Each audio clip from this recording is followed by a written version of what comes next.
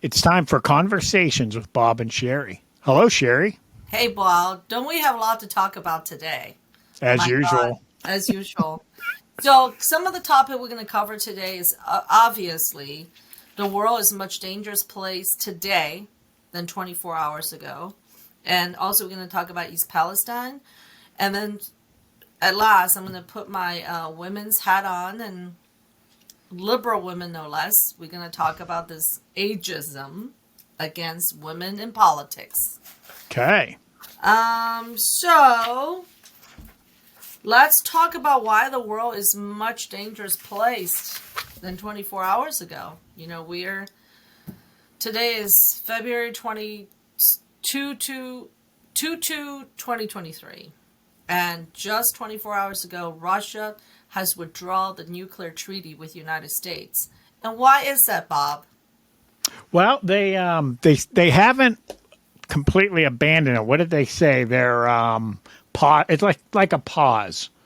So they haven't said that they're canceling the treaty, but yeah, I forget the exact wording they use. It's a pause, and yeah, so that's the most recent nuclear arms limitation treaty. So between Russia and the U.S., we have like 90% of the nuclear weapons around the globe. And, key part of peace since the Cold War is these treaties between Russia and the U.S. But, in response to what's going on in Ukraine, the U.S. position, and it almost seems like in response to Biden in his, speeches, he goes on a trip over there and he gives a speech. So Putin and even China are, they're putting their perspective out there. It's sort of a propaganda war. And, part of that, Putin said, we're not sure we're going to stay in this arms limitation thing. Well, let's go back to what happened in the beginning of the Biden administration. What do? He stopped the Keystone Pipeline construction. He lifted the sanction of the two pipeline that was building between Russia and Germany, which essentially give Russia a lifeline to, exporting their natural gas, their resources to Germany and Eastern Europe. And Eastern Europe depend on Russia for the natural gases. So essentially, he took the lifeline from America and gave it to Russia. Okay. Then at a summit, he said, "Oh yeah, if it's just a minor incursion, we're okay with it." So he essentially gave permission. Oh yeah, I remember that. I'd forgotten about that. He essentially tell Russia, "Yeah, if you just do a minor incursion, what is the definition of a minor incursion?" So right after he said that, literally 3 weeks later, Russia invaded Ukraine. Now he's giving Ukraine all these aids to basically prolong a very unwinnable war. Mm-hmm. And if you win, Russia already took over a couple major cities that have the natural resources and the infrastructure, the nuclear power plant from Ukraine. Those places has not been won back by Ukraine. What are we doing here? I mean, there's a reason why Obama did not do anything when Russia took over Crimea, right? At least Obama was smart about it. And then what happened when we did the withdrawal in Afghanistan? We left $80 billion worth of weaponry in Afghanistan. Who controls Afghanistan? The Taliban, the Iranians. Who control the Taliban and Iranians? Mm-hmm. China and Russia. Okay, then you let a Chinese spy balloon flew into this country, knowing they're coming, never did anything about it. Now you're going to stand in Ukraine. You think that China and Russia are going to scared of us?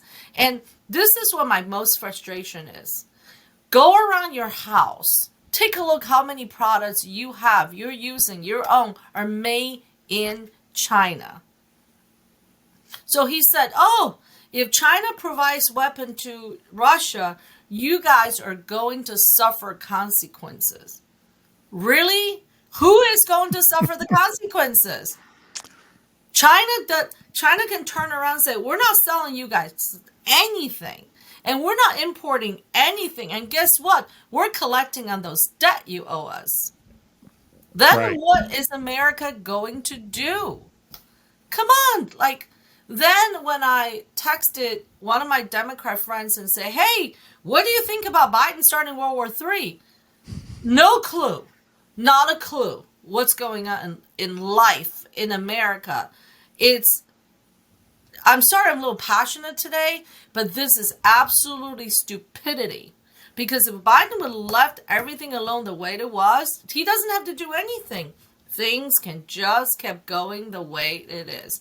Why do you have to change a policy that worked? I'm done. Yeah. I found a good article. It's on a website I'd never seen before, foreignpolicy.com, written by Liam Collins. He's a senior fellow at New America, which is sort of a center-left think tank. And he's a retired U.S. Special Forces colonel. And Frank Sobchak, he's the chair of Irregular Warfare Studies at the Modern War Institute at West Point and a retired Special Forces colonel. Anyway, they went through the whole history of, the title of the article is U.S. Deterrence Failed in Ukraine. And it goes back through the history all the way back to Bush and Georgia. So, nothing was done harshly when Putin attacked Georgia. Under Obama, Crimea, remember there was the red line, which they crossed and then nothing happened. So, and then as you just pointed out, even the beginning here of the Ukraine invasion, Biden said, well, if it's minor, we're not going to do anything. So what they're saying here is you're signaling, to Russia and these other countries that you're not really going to do anything. And there's a really cool paragraph in here. Where is it? Sorry, give me a minute.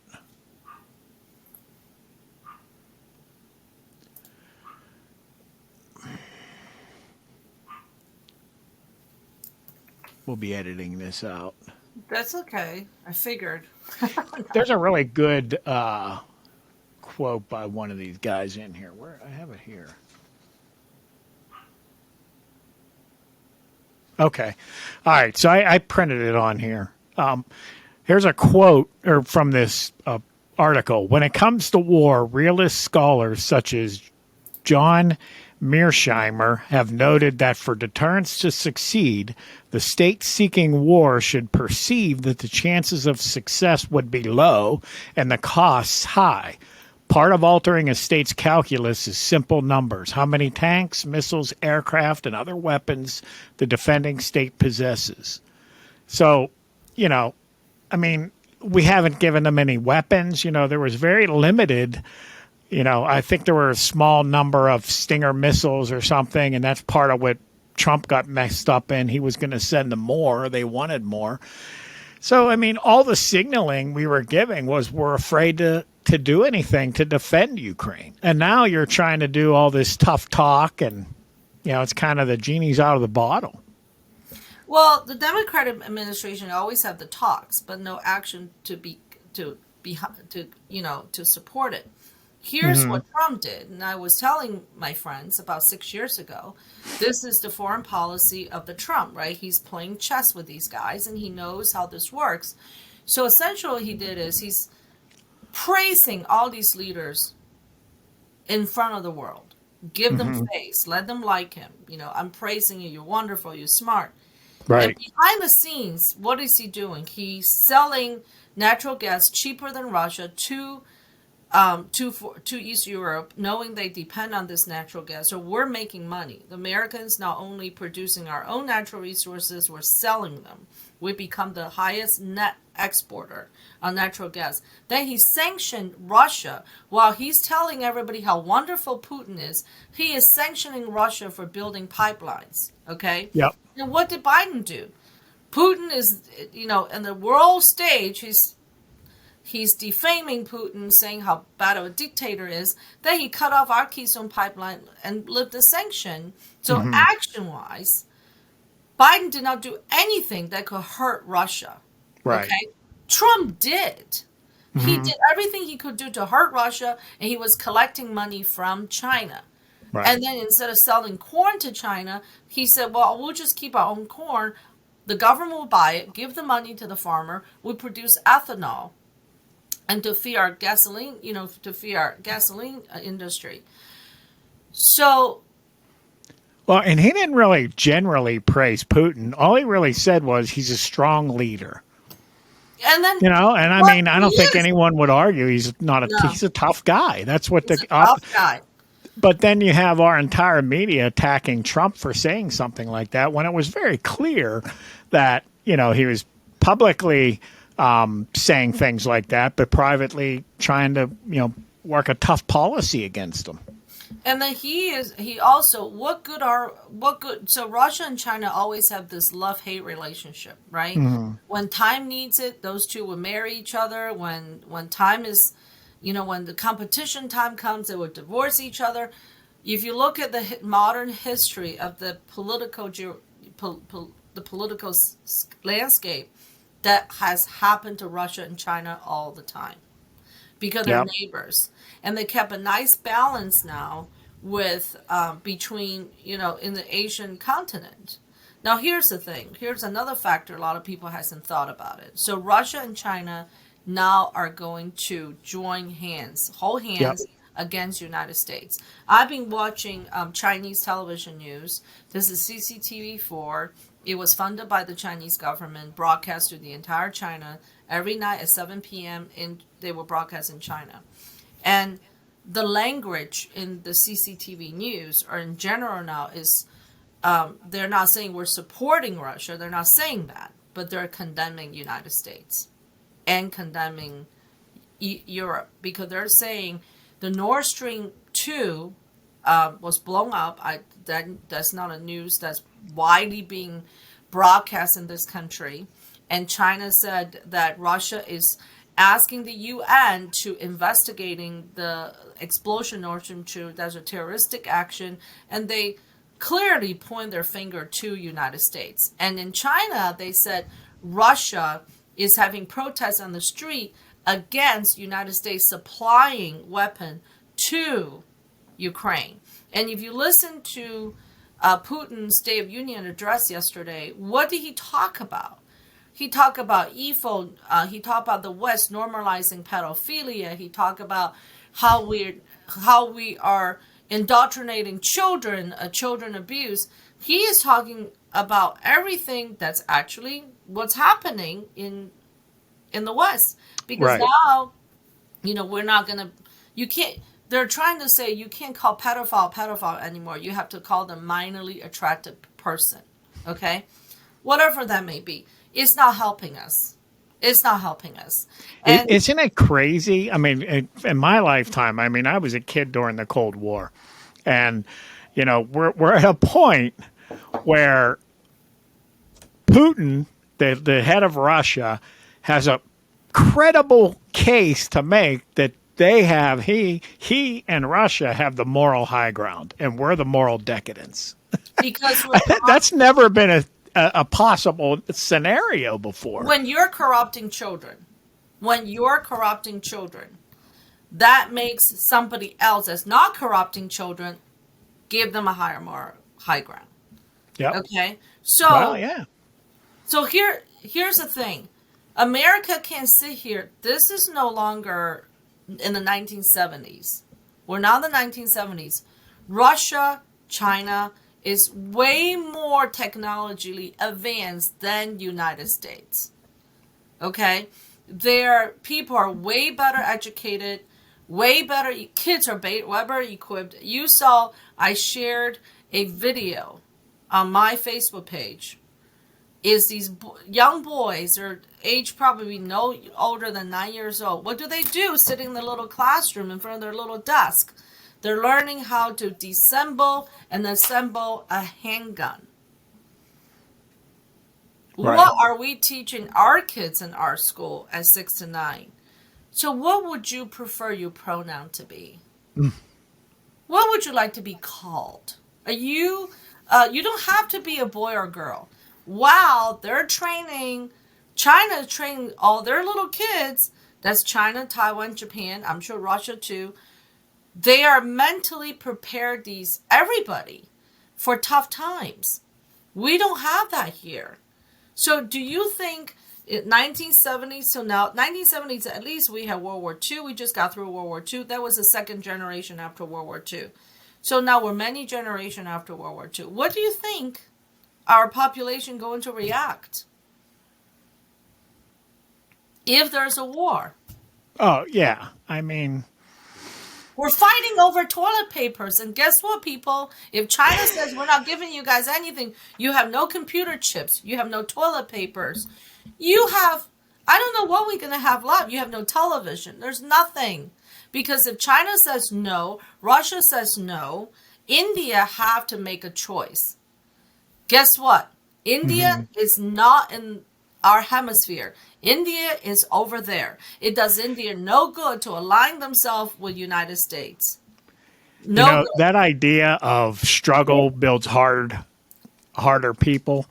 As you were describing that, the U.S. being weak and, the Russian, Chinese building up strong youth, reminded me of one of the Rocky movies. I don't know which one, but Rocky was now a big star. He had a ton of money. There was media around him all the time, and I think he was going to box Drago, the Russian. This is back when Russia and U.S. were high tension. So a popular thing in the U.S. would be to fight Russia. So that's what the movie was targeting. But anyway, Rocky couldn't even train. I mean, he's eating the good food. He's got the media attention. And they showed Drago over in Siberia, like lifting, logs to exercise and things like that. And he comes in and he just totally annihilates Rocky.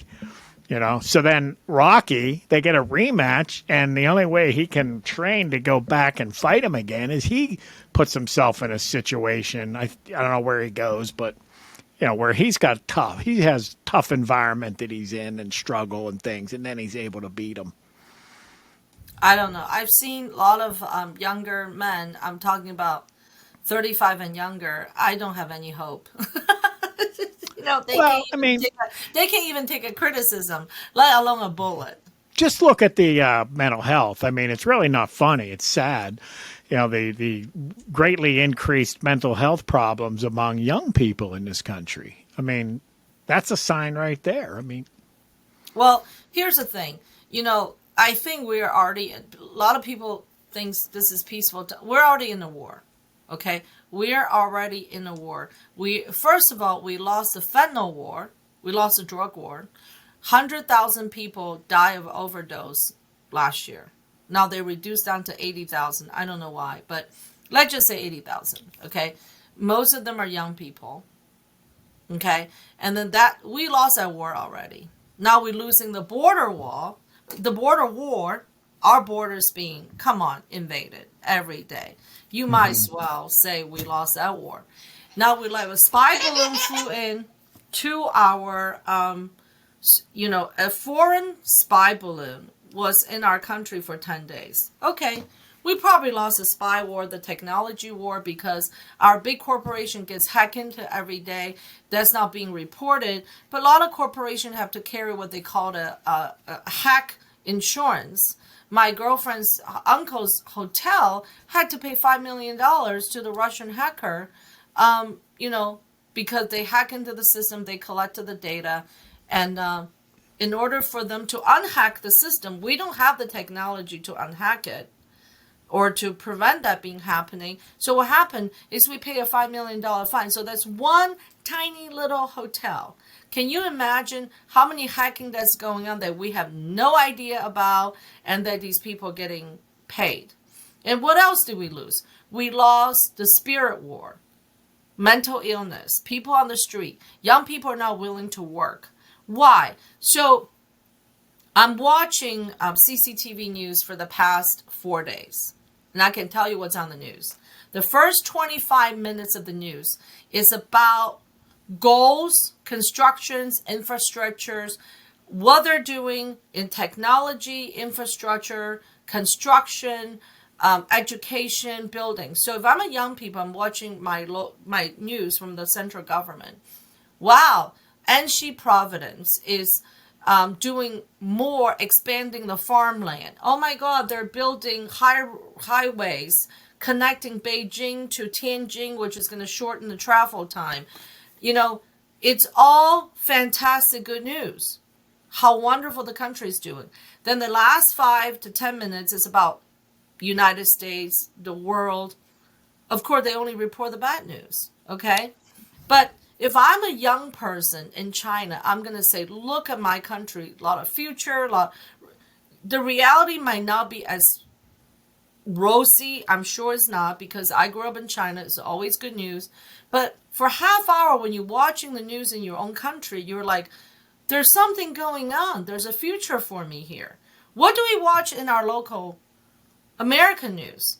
Whether it's left, right, center, it's all saying things are bad. There's shootings, or robberies, or drag racing, disrespect the police. You know, not enough police get recruited. And think about how demoralizing it is to our children. Then when they go back to school, it's like, this is a racist country you're living in. You know, you don't have to know your gender. Figure out your pronoun. And what are we doing here? So for people to walk around still thinking we're being fooled. I still believe this is the greatest country in the world. There's a lot of potential, but we have to turn things around. Do you see it happening? I mean, I don't foresee it. I feel like there's a large, a group of people with a lot of influence that really think America's bad. They keep focusing on, slavery. And I mean, Biden recently gave a speech where he talked about how terrible it was. And it was, to put human beings in chains and do that, fine. But then he goes, and there's people that want to do that again. Where? I mean, how many, so you've got the president of the United States saying that there's a significant enough number of Americans that want to enslave Africans again, that the president's going to talk about it. I mean, that's ridiculous. My problem, here's my problem. He also had the same speech claiming he was a civil rights leader. He was a prosecutor. Mm-hmm. He's the one passed the crime bill. Okay? Right. I mean, but here's the problem. Well, and he called the schools a racial jungle. And right. Talking to this particular friend of mine, which I believe she represents the majority of the voter. This is my conversation with her. I said, Biden is getting us close to World War III. I said, get ready. Her response to me, Russia's already started things towards World War III. So I said, that's Biden's policy. It's so dumb. He should never have gone to Ukraine. Why? This woman has never watched a piece of news, does not understand world history, and does not understand geopolitics, have no idea what the international political landscape is. I'm not saying this to judge her. I'm saying this is the majority of your voters that votes. Mm-hmm. If they listen to Biden says, oh, some people still want to lynch black people, they're going to believe it. They're going to point their fingers to Trump supporters in January 6th, and they're going to say, there are those people. So does China have a lot to do with our education, our infrastructure, our politicians? Absolutely. Absolutely. So why they're stoking this? Because when you divide a country, you can come in and conquer a country. It's divide and conquer. It's a long game. So that's what they're doing, and they're seceding. They are seceding. Because this country, people have lived too well in this country. They don't have to worry about having a toilet or food or whatever. And, everybody walk into their apartment, 1 bedroom, 2 bedroom. You still got food stamps. You can still eat. I mean, think about a lot of the people in China that understand what it's like to be hungry. Okay, so if you watch the Chinese news, they don't talk about politics at all. They talk about economic growth. Mm-hmm. They talk about technology improvement, advancement, what they're doing for the people. You don't hear anything about politics. Yeah, I mean, watch anything. I don't see anything in the U.S., whether it's news or programs from TV or movies that are saying that the U.S. is a good place. It's, if anything, it doesn't mention it, or it's bad. And that was one of the reasons that the new Top Gun Maverick, they say, did so well, because it was sort of pro-America. We're losing the culture war. We're losing the drug war. And if China and Russia just started marching in here today, I bet you 87 million people are going to go like, yeah, we want socialism. Great, take us. This country sucks. What I don't understand is, sometimes I wonder, are these people really that dumb? Do they really believe? We were talking in the last show about, anarchists. Do they really believe that countries like China, if we were to adopt their style, whether, socialism, whatever, that things would be better, that it wouldn't be fascist, authoritarian, all the things that they claim to be against? That's the only way to make everything fair and equitable the way they define it. If somebody think China is a country going to make sure that everything is equal and this and that, watch all the Chinese soap operas, watch historical documentaries, watch. Chinese people is all about revenge. Every soap opera you watch is revenge. I would rather do this. I need to seek revenge. That's in every single, if you watch every single Chinese history, Chinese this, is like, we do not forget what they did to us. We're going to revenge, even though it takes generations. This is why in China, back in the days, when the emperor decided he's going to execute a official person, whatever that is, they killed the entire family, including maids and people that work with these families. They want to extinct the entire family, because if you don't, could be one person left. They will seek revenge. Okay? So if you don't think China remembers all the terrible history the West has brought to China, you're wrong. But if we get into World War III, Africa is not going to do anything because China has too much money into Africa. They're going to take the Chinese side. India will take the Chinese side. What do we have left? Europe and America? What is Canada going to do? Let me ask you a question. And throughout the entire history of this country, has there ever been another country come to our aid? No. Never.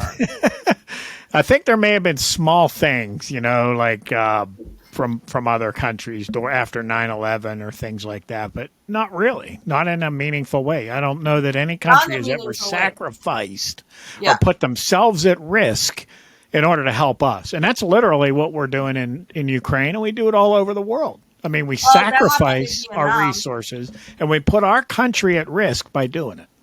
Well, not to mention, because all the money we have, equipment we supply to Ukraine, and we lost $80 billion worth of equipment in Afghanistan, we have depleted our military arsenals. That is going to take 7 to 15 years to replenish. But however, this is a problem, though. A lot of the parts are manufactured in China. Which is insane. Insane. Think about it. Majority of our medicine is manufactured in India and China. This is just mind-boggling. Yeah, I think some of the most critical issues in this country nobody's really talking about. One is, we discovered it during COVID, was the country is too dependent on other countries for national security. We cannot function on our own. And the pandemic put us on our own. And then the other is what was I going to say? I lost my train of thought. No, and I borrow what you just said about the COVID. Everything is done. We rely too much on other people. I'm going to tell you. Well, I think to me the other big issue, the other big problem is what happened during COVID was yeah, I think that we know enough information now to look at the harms of the policies, the lockdowns, compare those to what are really constitutional rights. I mean, did the government exceed its power? I mean, I think it did, but nobody wants to review that. If anything, we're looking at, the same thing happening again the next time somebody says, "Hey, look, there's a virus coming." And here's another thing, Bob, and I think this is one thing people did not want to look at, and I think widely that's what caused Biden to become the president, is one of the problem we discovered in COVID, which could have been a big wake-up call to the United States, is to say, wow, we're not manufacturing a lot of goods in our own country. We're depending too much on other people. Then you look at our labor force. They're lazy. And they don't want to do anything. And our education could not catch up with technology and force. So now it's like we need to get our people more motivated, get them to work. But it went the opposite, right? We don't want a president that's going to make us work. We want a president that's going to give us. We can get paid and not to work. Right. Okay. So instead of a big wake up call, even by a lot of parents, they went the opposite. How long do you think we people can sit there and not work or dying from fentanyl? How long do you think this country going to sustain? Right. And then now he's talking about punishing billionaires. They can just pick up and leave. You know what? Singapore is 15% taxes. Remember how much money you make. Move to Singapore. They're a pretty neutral country. Mm-hmm. Okay? Move to Thailand. Move to Malaysia. Southeast Asia are beautiful. Right. They need this money. So they all sit here and collect it all day long. They're not going to jump into any of the world war. They'll be like, yeah, we can be the safe haven for you guys. Then when these people leave, where's that going to leave us? Yeah, I mean, I totally agree. Yeah, it's the class war. I mean, they get ahead, they get votes by pointing to rich people and go, look how much money those people have, and basically they try to tell them they have your money. Because they have so much money, there's not enough left for you. That's what some people really believe, and that's what they preach. In the meanwhile, let's look at Joe Biden. He's been a senator majority of his life, making $175,000 or $220 a year. He's a multi-millionaire. Mm-hmm. I know a lot of people make that kind of money. They're not multi-millionaires. They live in a modest home because by the time you pay taxes, there's not much left. Most of them have 3-4 kids. And by the time you pay for college taxes, your vacation, there's not much left. Mm-hmm. How do you own 2-3 homes? How does I didn't realize Hunter Biden's painting get $500,000. Yep. His first painting. His first painting. And what is he painting? I don't think Paul McCartney's painting getting that kind of money. It's very frustrating to me. In some ways, I think to myself, okay, maybe this country does need a terrible, terrible time for everybody to wake up and say, maybe people will wake up. Hopefully. Well, I mean, with our trajectory that we have now, I believe that's where we're headed. I mean, we're definitely headed for some crisis. Yes. For my son's sake, my son is 12 years old. I pray at this age he will go through a rough time. And then by the time he become an adult, understanding what it's like to have a rough time and appreciate what he has today. Mm-hmm. And, hopefully the Gen Z generation, not the millennials, the Gen Z generation will understand, wow, and have enough memory to understand why is it this is so tough? What caused this? And willing to learn the history. Like what we did. Now, you don't think China can keep regurgitating, Cultural Revolution, remind everybody what a horrible history China had? They don't talk about that. No. About right. Look, good, exactly. Good comparison. Yeah, we are building factories. Our 5G technology is the world best. Yeah. They have self-driving Tractors now in China, self-driving tractor. They have a technology, is a GPS system they attach to the tractor and the farming equipment. Self-driving tractor. That's going to move into self-driving trucking system. But they create highways that accommodate that. Okay? And that's what they're spending their energy on. They're not spending their energy telling boys could be girls, girls could be boys. Okay. Do we have a segue? We have a segue to East Palestine. Trump was there today. Oh, right. Yes. Aaron Brockovich went and Trump went. And I think that Trump also brought waters and supplies. And Pete Buttigieg said he will go, but he's not ready to go yet. Okay. Yeah, he said when he goes, he will go because he will have some actionable thing to go to. I don't know. Maybe bring some waters will be good. So who was it? The head of the EPA that they're showing now went into a couple of homes and drank the water. Said, "Oh, look, yeah. I'll drink it. It's good." Actually, Trump right now is visiting East Palestine with Senator Vance. He's talking J.D. right Vance, now at the fire department, and there's a Palestine mayor behind him.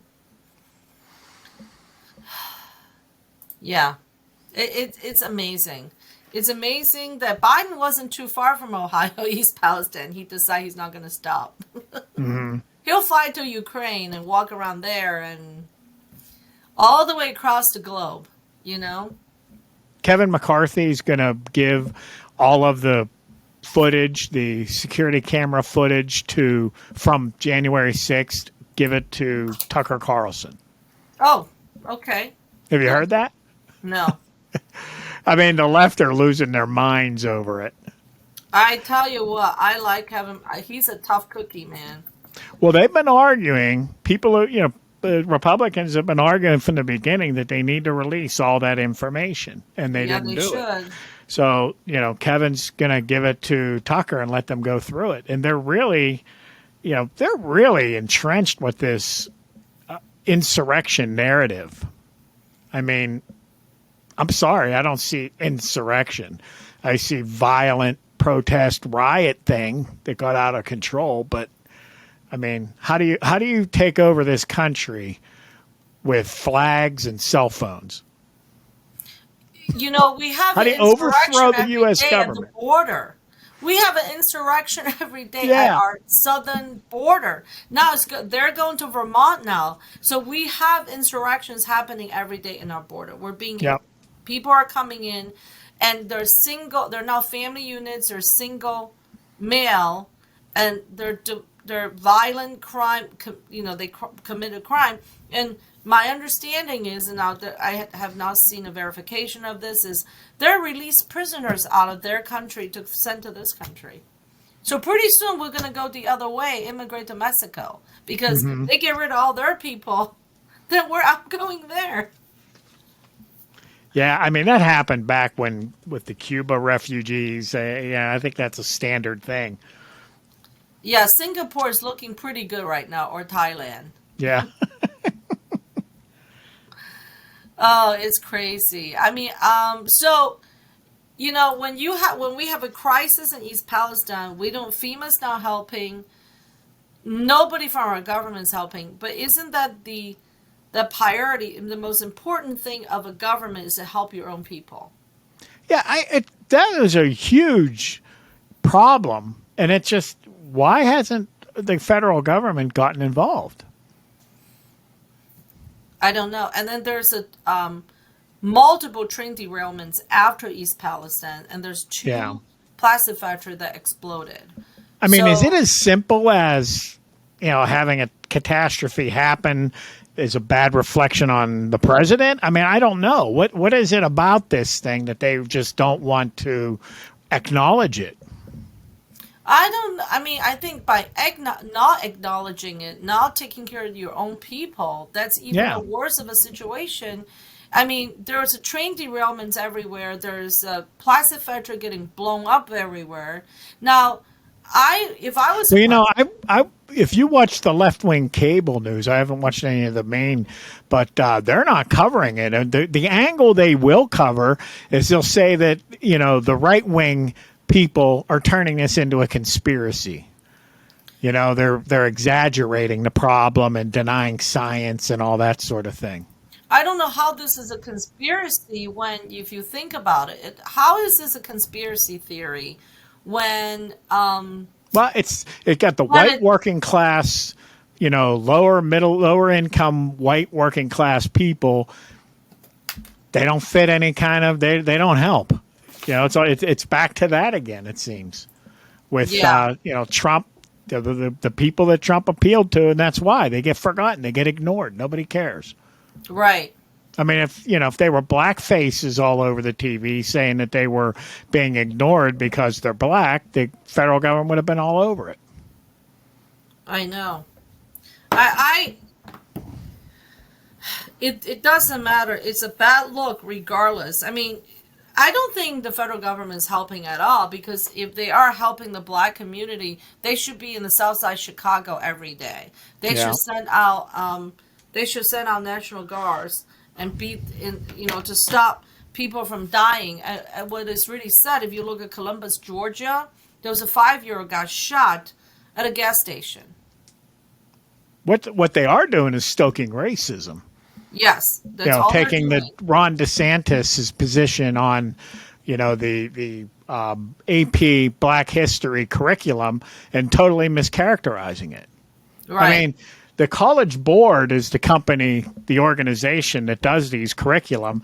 After, the feedback, let's call it feedback, from DeSantis and the Florida Department of Education, they updated it and removed all that stuff. They removed the gender, queer theory stuff, and they removed the, ideological, we should close all the prisons type thing. So everything that he complained about, they removed it. They said, oh, yeah, well, it was never the final cut. This was supposed to go out for comment, and, so... But yet you turn on the MSNBC or CNN, and they're all constantly ranting about DeSantis, the racist, the fascist, and that basically they're creating a narrative to say that he was against black people. He was against teaching black history. Well, here's what I have to tell you. So when I was growing up in China, all we hear is America and England has surpassed China in education. All I hear is, you guys need to learn English. It's important to have that second language. You need to be good with math. You have to prepare yourself for the future. It doesn't matter if I was in Hong Kong. It doesn't matter I came from mainland China. It doesn't matter if I come from a poor family or a rich family.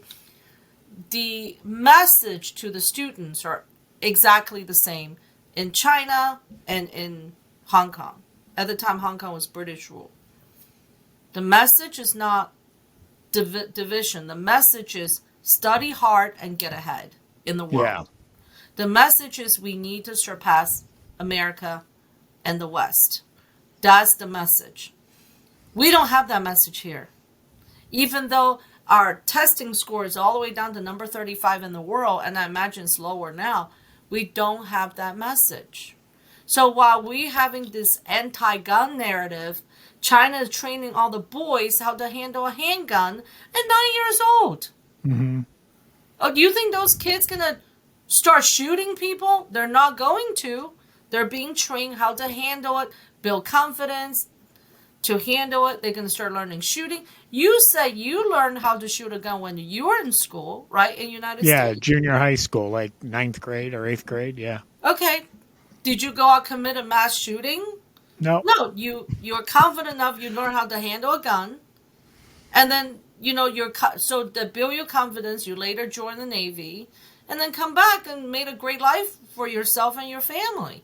So what's wrong with that? It's the people that doesn't know how to use or handle a gun and understand how powerful the gun is are busy shooting, not value the human life. But when you value human life, you understand how to use a gun. Gun is nothing but a tool. Then you feel confident you can protect yourself. And I mean, that's that's a very multifaceted problem. I mean, you have the culture, the Hollywood, music culture is glorifying gun violence, glorifying revenge. Right. Meanwhile, on the political left, they're trying to say it's the right-wing gun nuts that are the problem. And, they don't do anything about Hollywood or they don't want to talk about it. And we've eliminated any moral standard. I mean, there's no accountability. There's no morality basis left in our country. So there's no downside to it.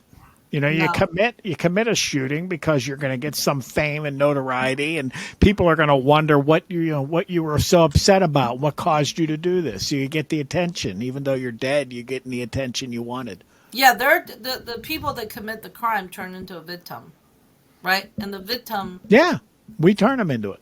The society turn them into a victim. Yeah, it's so backwards. It's so scary, and I'm surprised not more people in this country being upset about what happened just in 24 hours. Now we're looking at a situation that's going to be very bad for the United States. It would be interesting to see what Xi Jinping and Putin is going to do. And China cozying up to Russia now, it just it keeps reinforcing your theory that they're going to invade Taiwan soon. Oh yeah, China. It's not China cozying into Russia. It's Russia cozying up to China. Okay. Because China has stockpile military equipment. They have their manufacturing equipment, military equipment, right. And Russia needs China to supply that. You know what China needs? Natural resources from Russia. So it's a perfect exchange right now. Right. We don't have that type of partnership with anybody because if Russia... We have natural resources. We're just not allowed to use them because it's bad for the environment. Right. And the Middle East is going to take a very neutral stand on this. They're not going to piss off America. They're not going to piss off Russia. OPEC just going to say we're going to shrink our production. Well, that's not going to help any United States. They can still secretly sell things to China and Russia. They don't have to tell United States because right. United States no longer have the credibility. Nobody fear United States. There's no credibility of United States. So they're not going to give two shit about United States. They're going to be like, yeah, we're going to shrink production for you guys. They can secretly sell it to China. No, you think China going to tell United States, oh, they're selling it to us? No. So America can sit there and say whatever they want to say. Nothing is going to happen. We have a president that's 80 years old, that's making every single foreign policy step. Everything he did has led us to this point. I've watched some of those speeches over there in Ukraine and Poland. I mean, he has got to be the worst public speaker president we've ever had. I mean, he does two things. Yeah, the worst writer. He didn't write them speeches. Right. Well, but he yells. He stands there yelling. And, this old man yelling thing does not look good at all. And then for effect, he whispers. He gets down to the mic and he whispers. And that's stupid, too. I mean, the guy looks like an idiot. I mean, Trump was a better speaker than him. And Trump was a horrible speaker. Here's the thing. The foreign minister in China made a statement and saying that right now you need to lower the temperature and try to negotiate peace. But instead Biden is elevating the temperature and making threats. That's not what you're supposed to do right now. What? Why do you think he's doing that? Think it's politics? It's not politics. I think he's trying to distract the public in this country away from all the things that's happening with him, the classified documents, the corrupt son. And you know what? Part of the reason I think he's helping Ukraine is because his family has greatly profited from Ukraine. Now, let me ask a question. Can you imagine if Donald Trump Jr. had the exact same arrangement with Ukraine that, the Hunter did. So the whole, everything, the laptop, everything was Donald Jr.'s. And Trump was the president, and we were going to war, with Russia to protect Ukraine. Just flip it around. And you mean to tell me that narrative wouldn't be all over the place? I mean, nobody's even bringing that up. There's a conflict there. Forget about classified documents or, laptop. Just the fact that he smokes crack. Can you imagine Donald Trump Jr. smokes crack and swimming naked and hanging out with prostitutes? Mm-hmm. Forget about everything else. That would be enough. That would be talked about on television every single day, and they would call for impeachment of that. Yeah, so, unbelievable. Anyway, I'm prepared for World War III, and since I survived China, I can survive this. And I speak Chinese, so they give me a leg up. So good luck, Bob. But you're past your prime, aren't you? I passed my prime. I passed my prime. According to Don Lemon, I passed my prime. I'm 49 now, so I should just disappear. No, you've got 1 year left, I think. Didn't he say 40? 1 year left. Well, he said 20s, 30s, and it felt like the energy, he could tell what he was saying was not good. And then he seemed to throw 40s in there to try to bail himself out. Okay, so I Googled what he said, right? Mm-hmm. He said, what is the prime age? He said, you just have to Google it. What is the prime age for women? And I have to tell you, Google did say 20s, 30s, and 20s and 30s, okay? But like the other host said, prime for what? I mean, it sounds to me like childbearing. What's that? Bob, can you share that? And then what about what Whoopi Goldberg said? Whoopi Goldberg said, Nikki Haley is 54. She's not necessary in the new generation. Right. Okay. Can you share that page of the... Okay. So this is not all of the hosts, but this is the host of The View. Mm-hmm. Whoopi Goldberg currently on The View. She's 67 years old. Joy Behar, 80. Tell her she needs to go. My goodness. Does these people know how old they are? Barbara Walters is a woman I absolutely admire, and she's admired by so many women. She has passed, but when Barbara Walters started The View in ABC in 1997, Barbara Walters was 68 years old. Okay? Mm-hmm. Can we look up Oprah's age? Oprah's age? Oprah, yeah. I mean, she's up there. She had a lot of work done, though. It doesn't matter. Right? She's clearly not in her prime. But if you ask Oprah, how much does Oprah worth? I'd love to know. She's a billionaire. Okay, I don't know how many. I mean, I guess we can argue whether she's in her prime or not. How old is Oprah? 69. Oprah's 69. Wow. And she still have a show on television. How dare she? How dare she? Well, I thought it was hilarious when the other host said, prime for what? And he was like, well, I don't know. Prime. Google it. Look it up. He didn't know what to say. And really, I think what he probably was referencing is material that says prime for childbearing. 20s and 30s. Women are prime. And then, like I said, he seemed to throw 40 in there to try to save himself.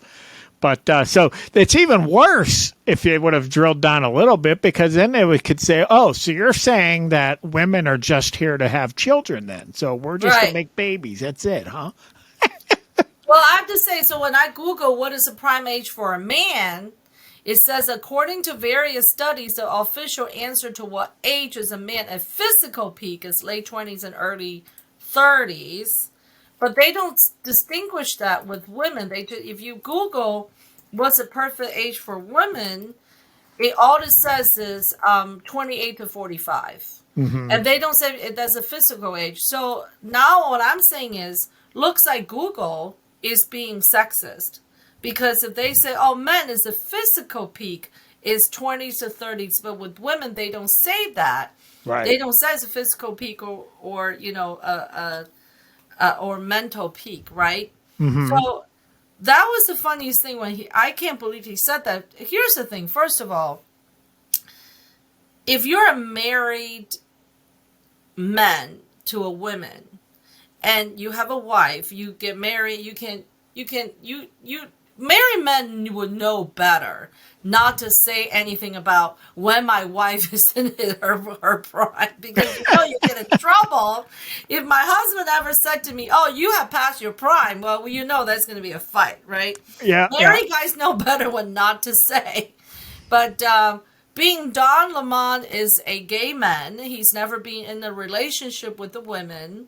And he can say, well, I Googled it. You know, he thinks that's the ultimate answer. But that's not what, you know, if you talk to a lot of women, like in my 20s, I was still very unsure who I am, what I want to do. And when you pass 30s and 40s, especially when I passed my 40s, I was 4 years into motherhood. And at that point, you know, I'm more focusing on my mental growth. I'm more experienced with life. I'm very sure of who I am and not afraid to speak up, because now I'm also a spokesperson for my son, for my children. So now you're responsible for two people. So I think once you become a mom, I don't care how old in your life you are, once somebody become a mother, they become way more mature, and slowly they grow into this more of a wholesome person. And 54 years old in politics, for women, for anybody, men or women, I think that's the prime of their age. So they're talking about the 40s is the new 20s, the 50s the new 30s, and the 60s the new 40s. So essentially, you know, all these women that's going into Congress and going to politics, they're at their prime. Right. And look, we have AOC in Congress. Have you seen any of her hearings and the stuff she says? Can you tell me that woman is in her prime, or she needs to go back to college? Talking about prime, we did for the first time. We did some shorts. I put these on Facebook Reels. I guess that goes to Instagram as well, and YouTube Shorts. So I did 4 of them, and Sherry, your thumbnail, your face is on 2 and my face is on 2. Now I'm kind of, looks like I'm yelling or something, but yeah, so I didn't select these thumbnails. I just let them go, you know, default. And let's see, Sherry, the one has 329 views. The next one has 1,800 views, and mine have 10 and 4. Well, you clearly now both your topics are about China, so that might be more interesting than toxic chemicals and billionaires. But I mean, I don't know. I would say that you're near prime, Sherry. Don't put my age on it, though. If you put my age on the thumbnail, they might just go like, "Oh, she's past her prime." Yeah. Next. Yeah, that was that. I couldn't believe what I heard, and then the fact that even the 2 hosts was like rolling their like, "What are you talking about?" He still kept going. He's digging himself a deeper and deeper hole, and I can't believe what Whoopi Goldberg said either, because regardless you're Republican, conservative, liberal, women should be able to fend for the women. What is this now? I agree. I mean, you'd think the View would be women first, but exactly. Did you see this video clip? No. You want to play it? I'll play it, and we'll see if we want to use any discussion of it. Okay. This is Joy Reid Leslie, talking, I do feel like the next woman's Leslie Jones. Everything you can, I mean, we're laughing about it now, but it does feel like this is a time that is kind of unfunny. I mean, DeSantis, we were just in Tallahassee yesterday. The stuff he's doing and attacking black, it's not funny. You can almost laugh at it because it's so clumsy, but it is the opposite of funny. It's Don't curse, obvious. Leslie. Don't That's curse. what I know. I know. He is so obvious. Ron is so racist. Like I'm tired of people not being able to deal with that word. I'm tired of it's not politically correct to call somebody exactly what they are. You are racist. If you're cutting out all black stuff, but you keep the English, you keep French, you're racist. And what makes me so upset is most of the people in this country don't agree with. So, what they're talking about Ron about? DeSantis. That woman's name. Leslie Jones. Leslie Jones, right. So, I mean, SNL. first of all, since when is it not politically correct to call someone racist? I mean, that's probably the most politically correct thing to do. I mean, if anyone did something non-politically correct, it was DeSantis. But for them to just characterize this as racist, that he's against black stuff and only he wants to put in white stuff, that's just stoking racism.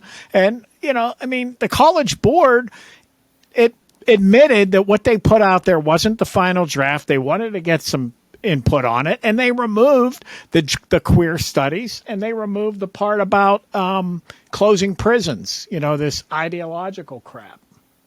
So if you're just watching, did he actually say take the black stuff out? No, that's how she characterized it. Okay, so he said that what does queer studies have to do with African American history? And I would say if you took all the African Americans in this country and fairly explained to them Ron DeSantis's point, why would you put queer studies in African? What does that have? I think most black Americans would agree with them. So but they're running with this false lying narrative. So Pardon? He's not saying don't teach black history. No. He's saying take the queer stuff out of the black history. There were two things. There's a paper that the Florida Department of Education put out. It's a chart. And there's like 1, 2, 3. There's 6 parts of this that they didn't like. One is, the CRT stuff that talks about intersectionality and activism, black queer studies. It talks about Black Lives Matter, and in the context of closing prisons, abolishing the prison system. And he said, hey, black Americans, like all Americans, they want law and order. They want safe communities. They don't want to close prisons. So, that was his. Again, they're just totally lying about what he said. And if what he said was false, then why did the College Board change the AP Studies curriculum, the AP Black History curriculum? Okay, I just found they removed this stuff. So this is what he said. I just saw something. He said, Governor DeSantis explained last month when the story broke that the new course would not go forward in Florida. This is exactly what he said. He said, we want education, not indoctrination. Right. We would say that an important part of black history is, we would say, who would say that an important part of black history is queer history? That is somebody pushing an agenda on our kids. That have stuff about intersectionality and abolish your prisons. That is a political agenda when you try to use black history to shoehorn in queer theory. You are clearly trying to use that for political purpose. Okay. Right. Gotcha. So here's the people who made the curriculum are College Board, and this is an NPR article. They say what College Board changed in the course. So again, if DeSantis was just being totally racist, they would have never changed the course. But they changed it through though the nonprofit maintains it did not purge the curriculum of key lessons concerning black feminism and gay black Americans. It also acknowledged a reduction in the breadth of the new framework. Of the units that appeared in the pilot course, those about intersectionality and activism, black feminist literary thought, and black queer studies are not in the final curriculum. The framework also drops its exploration of the origins, mission, and global influence of the movement for Black lives. Instead, Black Lives Matter is listed alongside Black conservatism as a sample course project labeled illustrative only. With these revisions, works by scholars including Roderick Ferguson, a professor of women's gender and sexuality studies at Yale University, are now removed from the curriculum entirely. Well, I would think that if I don't know what the queer history or Black queer history is, and I if that's the case, teach the LGBTQ suffrage or history separately. Well, right? yeah. If you inject that would take away from the Black history in the United States where they were slavery, the Black community went through, which have nothing to do with being queer LGBTQ. It was just the fact that they were slaved. Well, this AP Black History curriculum created by the College Board is, you can look at it similar to the AI, the artificial intelligence engines that have a clear left-wing bias. Mm-hmm. And, it's the same kind of a thing. The people who created this are pushing, a left-wing, agenda. So they want queer studies in there. They want to present the Black Lives Matter side, the closing prisons, abolishing the prison system side, without presenting the other side. So, it is a agenda. It's a political agenda polluting the teachings for our children. And DeSantis was right. They updated it according to his criticism. They eliminated the queer studies. They eliminated references to intersectionality. They left in, Black feminism and gay Black. I mean, so it's really just a Black history studies course now. But he was absolutely right. It was a far left agenda polluting the thing. I felt like if you're going to study the LGBTQ and queer history, I'm looking at that's a whole different subject than the Black history, right, in the United States, and I think that should be separated. Do you think DeSantis is racist? I mean, what they're saying is he is blocking Black history teaching. He does not want Black history teaching in Florida schools. And you heard the woman. He literally said he only wants white teaching and not Black teaching. And that's a complete lie. It's a bald-faced lie. Yes, and it is. How many people are going to believe it? Well, I think the problem is the people watch MSNBC are not going to go do their research. So if you hear something, even like people watch Fox News, sometimes they don't go do their research. But with people like us, is we listen to something and then instead of saying, wow, this is it, then we will go read 5 different articles from left, right, and middle to make sure the information is correct. But majority of the people listen to that, they're just going to say, hey, they're racist. The Republicans are racist. The conservatives are racist. If you're not a Democrat, you're a racist. Right? That's the narrative. If you're not a Democrat, you're racist. If you're not having, rainbow flags and Black Lives Matter signs outside your yard, you're racist. So, and if you are a Democrat and you are a racist, they'll cover for you. There's no such a thing. There's no Democrat racist. You're wrong. Right there, that's a racist statement. yeah, there you go. There you go. That's me. That's how it goes these days, right? If you're Democrat, you can be racist because you're Democrat. Right. Wow, the ones crafting that narrative, so sure. Well, that's just like I had a friend who, I don't talk to her anymore, and she lived in an area where there's the school district, the city school district. It was actually a very diverse neighborhood. But once her kids got to the school age, she moved to an all-white neighborhood in a predominantly white school district. But she's a registered Democrat, and because I'm more conservative, so she would say, you're racist, even, She said that to you? Yeah, she introduced me to one of her neighbors as Sherry is the most racist Chinese I've ever known. Wow. Yeah, and to a stranger, but then in her realm of friends, there is no diversity at all. It's 100% Caucasian, and I was the only token minority friend she had. And you're racist. And I'm racist. Yeah. So those white people need to set you straight. Exactly. And you know what? If you embrace diversity, why you hurry up and move into an all-white neighborhood? Mm-hmm. Well, I mean, I'm glad that DeSantis did this. I'm glad that, because personally, if they want to teach critical race theory or critical race theory based beliefs, I mean, I'm okay with that as long as they teach the criticism of it. You have to, because it's not fact. It's political ideology. It's social activism. I think and that's what if you want to teach that stuff, it's fine, I think, to teach both sides of it because that's part of our culture, part of our reality. But when you teach only one side and you teach it as fact, it's indoctrination. I think that's the reason I loved the Hong Kong's curriculum so well, right? Because we learned world history and Chinese history alongside of each other. And at the time, Hong Kong was a colony of Britain.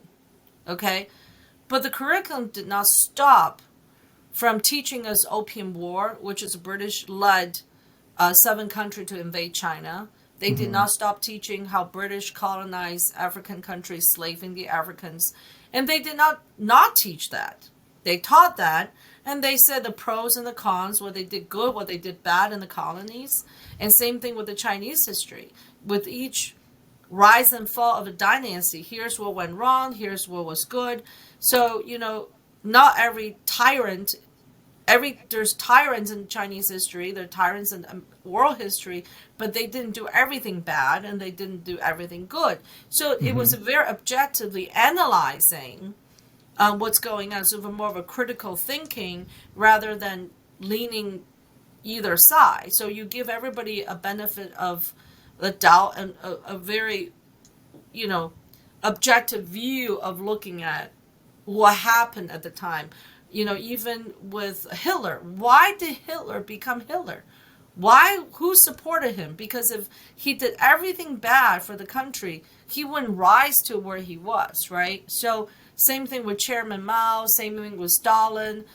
I mean, there's good and bad of everybody. So it was more of a critical way of looking at things and learning from history. But when I came here, I realized everything is very skewed.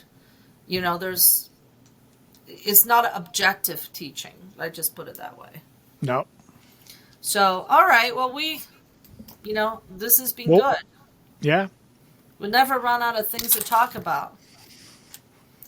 Knowing we haven't talked about Meghan and Harry, but I just want to tell you, I don't know if you saw that South Park episode. They made a mockery. I heard that they want to sue South Park. They didn't mention Meghan and Harry's name, but they did make a mockery of Meghan and Harry, which is okay. Hilarious. I saw the clip of it. Maybe we'll share it next time. Now we have the ability to share a screen. That was really good. Yeah. So, all right, everybody. Thank you so much. Thank you for listening to us rant. Thank you for another great conversation, Sherry. All right. Have a good one.